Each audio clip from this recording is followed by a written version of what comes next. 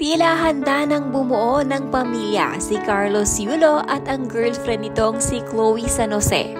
Base sa love letter ni Carlos Yulo para sa kanilang 52nd monthsary, sinabi ni Carlos na gusto na umano niya maging daddy sa magiging baby nila ni Chloe at syempre excited na din umano siyang maging asawa ni Chloe. Ito kaya ang tinutukoy ni Carlos Yulo sa sinabi nitong next goal nila ni Chloe San Jose na kung saan sila umano ay magfo-focus na. Ngunit bago ang mensaheng ito ni Carlos para sa kanyang girlfriend, sinabi nitong nagpapasalamat daw siya kay Chloe sa lahat ng suportang ibinigay sa kanya. Masaya din umano si Carlos dahil unti-unti na nilang nakakamit ang lahat ng kanilang pinapangarap sa kanilang buhay na magkasama. Kabuang mensahe ni Carlos Yulo para sa kanyang girlfriend. Happy 52nd monthsary, mahal ko. Good morning, mahal ko. Thank you po Lord sa panibagong araw at buhay na ipinagkaloob niyo po sa amin. Para sa iyo, mahal ko, maraming salamat sa binigay mong suporta at pagmamahal. Sa akin, sobra akong natutuwa at humahanga sa naging journey at mga nangyayari pa sa buhay natin ngayon. Unti-unti na nating naabot yung mga pangarap natin sa buhay ng sabay. Lahat ng sakripisyo mo para lang masuportahan ako, sobra ko po yun na-appreciate, mahal ko. At lahat noon ay worth it. Salamat po ng maraming, mahal ko, at sinamahan mo ko sa journey na to. Di naging madali pero di ka sumuko, katabi ko. Inaalalayan, ginagabayan, sumuporta ng walang sawa. Pinagpasensyahan at higit sa lahat, minahal mo ako ng sobra. Alam ko na marami pa tayong napagdadaanan sa buhay, pero handa ako na salubungin lahat yang yon kasama ka. We did it, mahal ko. Now, it's focus on our next goals. At syempre, excited na akong maging daddy at asawa. Habang inaabot mo naman ang pangarap mo, mahal ko, nandito ako, nakasuporta at mamahalin ka ng buo. Happy 52nd monthsary po ulit, mahal ko. Mahal na mahal po kita.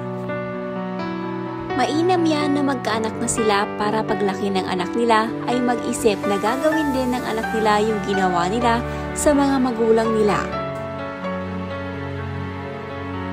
Of course, she loves you, Kaloy, because you have millions.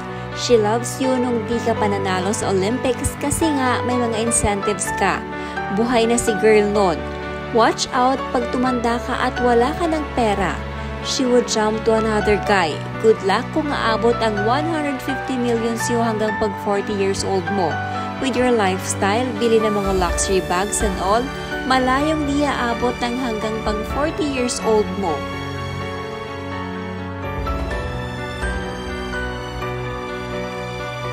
You only love his money. You're manipulative and ruin his relationship with his family. You are a bad influence to Carlos. Si Carlos naman uto-uto, walang sariling pag-iisip. Nagpapasulusol sa girlfriend niyang mukha niyang tita. Sunod-sunuran sa sasabihin ng girlfriend niyang Goldie.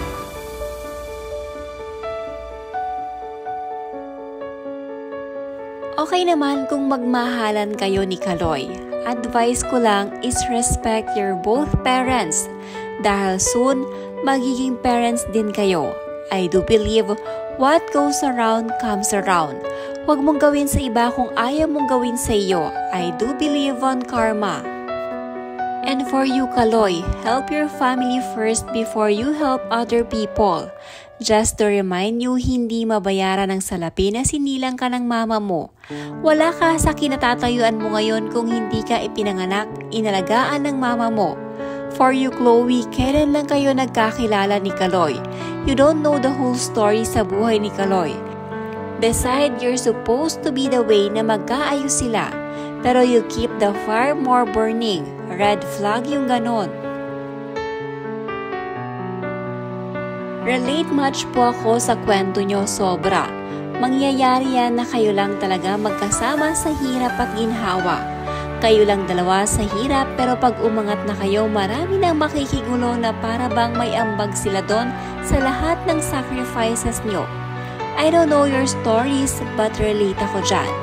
Been there nung di pa nanalo si Carlos Yulo ng gold and you both enjoy na noon pa man. Wala pang gold, ganyan na kayo ka-sweet.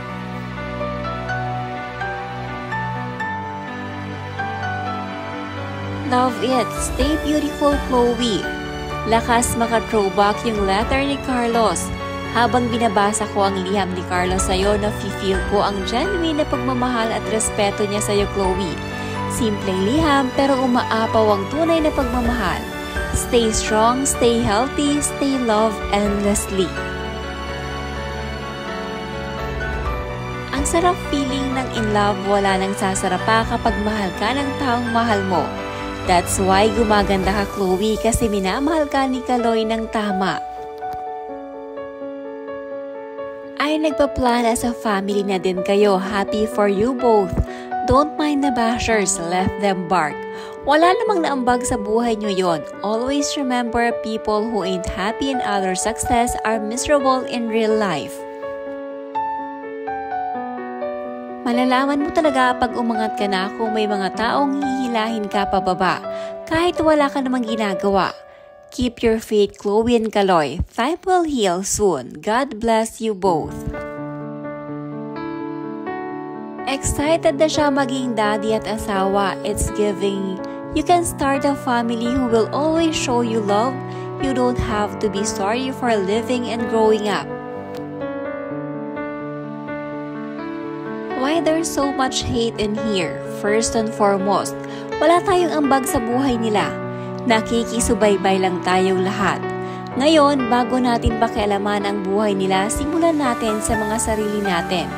Nakatingin tayo sa kalat ng ibang bakuran pero sa sarili ninyong harapan di ninyo mapapalisan. Bago tayo pumuna, manghusga o makialam ay siguraduhin muna natin na wala tayong pagkakamali na nagawa sa buhay. Kung sino rito ang walang kasalanan ni isa, sige, siya ang unang bumato.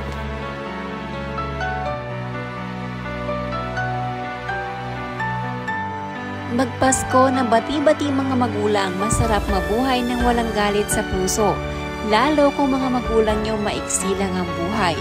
Huwag ubusin sa galit at hinalakit sa kapwa ang oras natin sa mundo.